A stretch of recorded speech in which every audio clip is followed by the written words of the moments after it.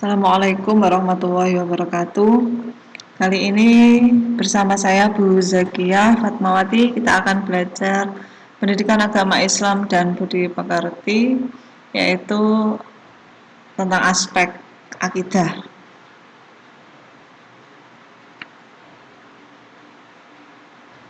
Ini adalah kompetensi dasarnya.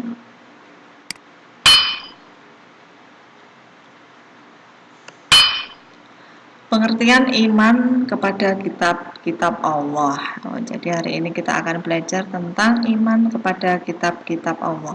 Menurut bahasa, kitab itu adalah buku atau surah kiriman. Kemudian iman menurut bahasa artinya percaya. Nah, ini secara etimologi bahwa iman itu adalah meyakini bahwa Allah Subhanahu wa taala telah menurunkan kitab-kitabnya kepada para rasulnya agar kitab-kitabnya itu dijadikan sebagai pedoman hidup umat manusia agar mereka memperoleh kebahagiaan dunia dan akhirat.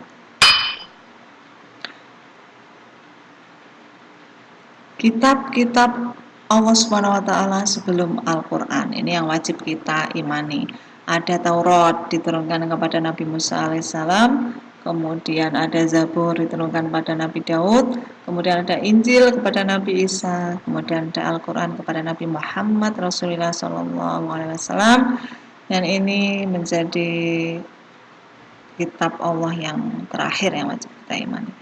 Kemudian sahifah atau lembaran-lembaran firman Allah kepada Nabi Ibrahim. Sahifah itu adalah suhuf ya, Nabi Ibrahim alaihissalam dan nabi-nabi lainnya.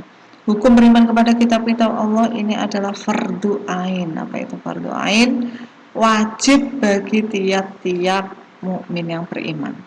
Jadi hukumnya wajib. Orang yang mengaku beragama Islam tetapi tidak beriman kepada kitab-kitab Allah dapat dianggap murtad.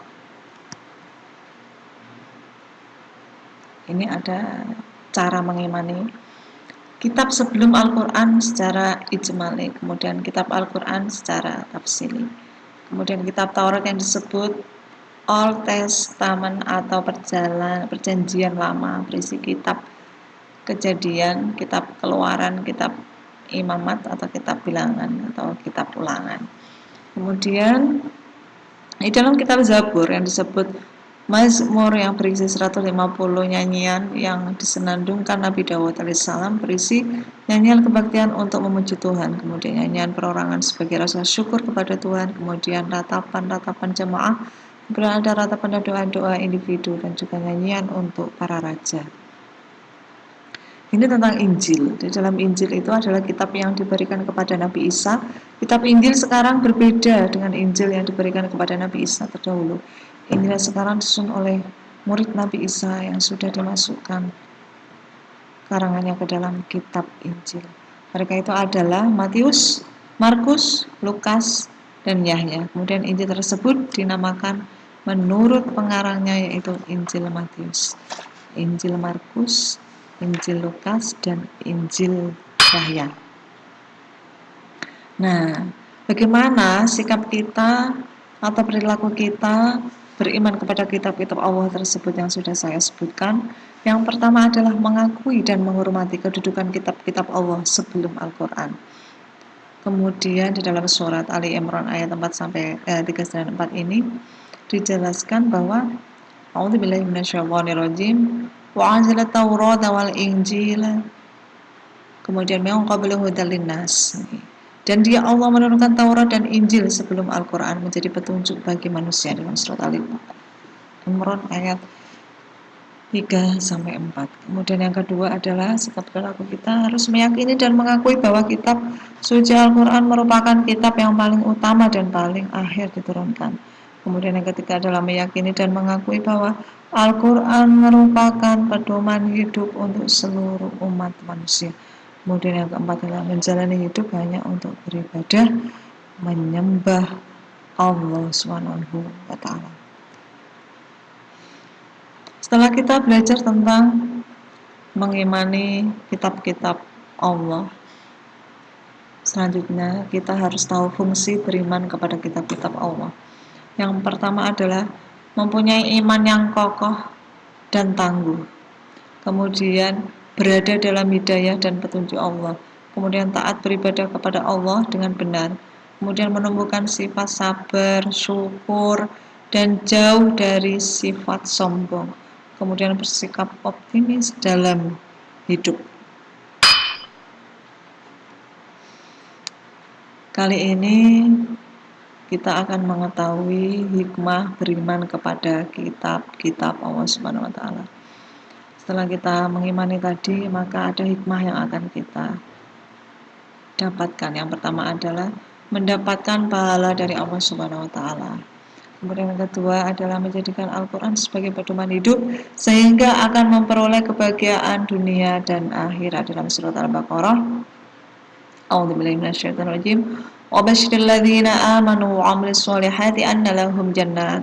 Dan sampaikanlah berita gembira kepada mereka yang beriman dan berbuat baik bahwa bagi mereka disediakan surga-surga. Kemudian yang ketiga adalah terdorong untuk meningkatkan kualitas diri karena Al-Qur'an mendorong manusia untuk mempelajari ilmu pengetahuan dan teknologi. Ini di dalam surat Yunus juga ayat 101. A'udzubillahi minasyaitonirrajim. Qul inzuru madza fis samawati. Al-ayah, yaitu katakanlah, perhatikanlah apa yang ada di langit dan di bumi. Nah, ini setelah kita beriman kepada kitab-kitab Allah, salah satunya adalah hati akan terdorong untuk meningkatkan kualitas diri. Dengan mempelajari Al-Quran, maka kita akan menjadi pribadi yang selalu meningkatkan kualitas diri. Kemudian selanjutnya adalah memperkuat keyakinan kepada kebenaran kerasulan Nabi Muhammad SAW. Karena dalam Al-Quran juga sudah dijelaskan dan diriwayatkan banyak sekali tentang Nabi Muhammad, perjuangan Nabi Muhammad saat berdakwah dan lain sebagainya. Berbicara tentang Al-Quran, banyak sekali mukjizat yang terdapat di dalam Al-Quran. Bukti kemukjizatan Al-Quran sebagai kalam Allah Subhanahu wa taala antaranya adalah yang pertama, struktur bahasanya sangat indah.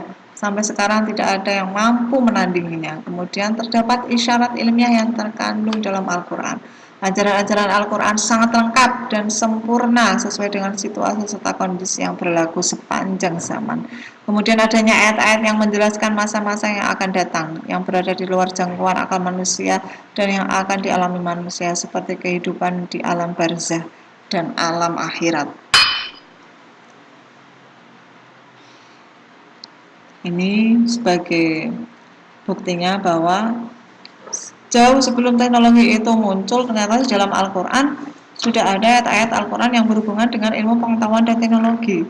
Contohnya di dalam surat An-Nahl, A'udzubillahi minasyaitonirrajim, wa inna lakum fil an'ami la'ibrah. Nah, ini. Kemudian ini di dalam surat Asy-Syams ayat 7-10, A'udzubillahi minasyaitonirrajim, wa nafsin wa ma sawwaha wa alhamaha fujuraha wa taqwaha qad aflaha man zakkaha wa qad khaba man dassaha. Ini Asy-Syams ayat 7-10. Artinya sesungguhnya pada binatang ternak itu benar-benar terdapat pelajaran bagimu. Nah, ini lagi. Dan jiwa serta penyempurnaannya atau ciptaannya, maka Allah mengilhamkan kepada jiwa itu jalan kefasikan dan ketakwaan. Sesungguhnya beruntunglah orang yang membersihkan jiwa itu, dan sesungguhnya merugilah orang yang mengotorinya. Kemudian ini ada lagi ayat-ayat tentang teknologi. A'udzubillahi minasyaitonirrajim. Ya ma'syaril jinni wal insi in istata'tum an tanfudu min aqdaris samawati wal ardi fanfudu la tanfuduna illa bisultan. Ar-Rahman ayat 33. Hai jamaah jin dan manusia, jika kamu sanggup menembus atau melintasi penjuru langit dan bumi, maka lintasilah. Kamu tidak dapat menembusnya kecuali dengan kekuatan. Kemudian lagi ini di dalam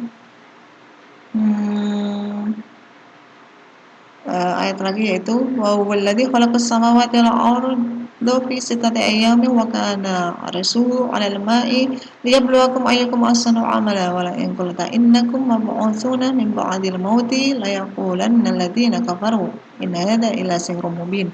Dan dialah yang menciptakan langit dan bumi dalam 6 masa dan adalah singgasananya sebelum itu di atas air agar dia menguji siapakah di antara kamu yang lebih baik amalnya. Dan jika kamu berkata kepada penduduk Mekah, sesungguhnya kamu akan dibangkitkan sesudah mati, niscaya orang-orang yang kafir itu akan berkata, ini tidak lain hanyalah sihir yang nyata. Jadi ini di dalam ilmu teknologi juga telah diteliti ya oleh ahli-ahli astronom bahwa ternyata hasilnya juga sama yang sudah dituliskan di dalam Al-Quran.